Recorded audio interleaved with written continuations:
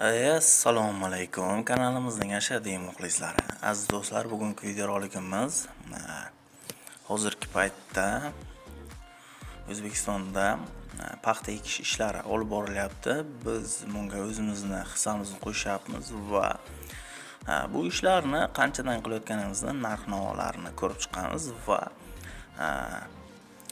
o'ylaymizki, bugungi videorolik sizlarga qiziq bo'ladi, chunki chet elda yurganlar bu ishlarni qilib yurganlar albatta mazza qilib tomosha qilishadi degan umiddamiz do'stlar. Ya'ni hozirgi paytda mana bu texnika bilan nur sepyapmiz. Mana paxta ekishdan oldin o'g'it sepyapmiz, molni o'g'itini.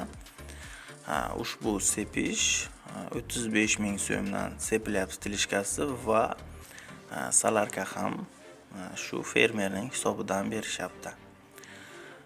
O'g'itlar juda ham yaxshi bir xilga sepishyapti, ya'ni hosil juda ham hosildorlik oshib ketadi. Bu ishni qilgandan keyin lekin fermerga qimmatga tushadi, lekin nima desa bo'ladi? Ozut beriladi-ku, o'shandan ekonom qilib molni o'g'itini tashlashyapti. Menimcha juda ham to'g'ri qilishyapti, chunki hosilni juda ham yaxshi olishadi bu yerlarni. Biz bilamiz, hosil birinchi terimdan to'ladi deyishadi. Ya'ni birinchi terimdan to'ladi, u yog'i уже keyin fermerlarning o'zini nimasiga havola bo'ladi. Do'stlar, yana qanaqa texnikalarni va nimalarni ko'rmoqchisiz, albatta kommentariyada yozib qoldiringlar do'stlar. Video davomida biz albatta qiziqarli narsalardan aytib o'tib ketamiz. Albatta videoroligimizni o'tkarmasdan ko'rishingizni iltimos qilib qolamiz.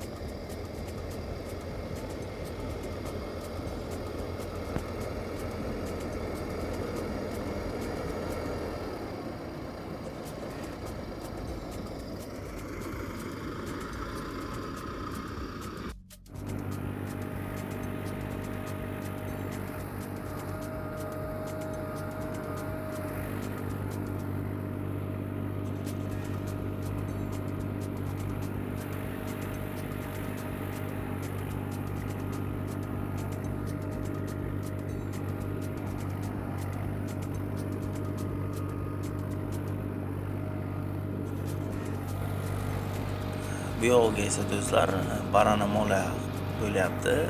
Barana qilib bo'lingan hozir chizildan keyin biza Nevolan traktori bilan, T40 traktori bilan nima tortyapmiz? Mola tortyapmiz. Buni gektariga 200 ming so'mdan berishyapti bizga. 200 ming so'mdan unchalik ham yomon narx emas do'stlar. Shunaqa ishlar qilyapmiz do'stlar. Agar siz tarafda narx-navo boshqa xil bo'lsa, albatta narx-navoni yozib qoldirishingizni so'rab qolamiz.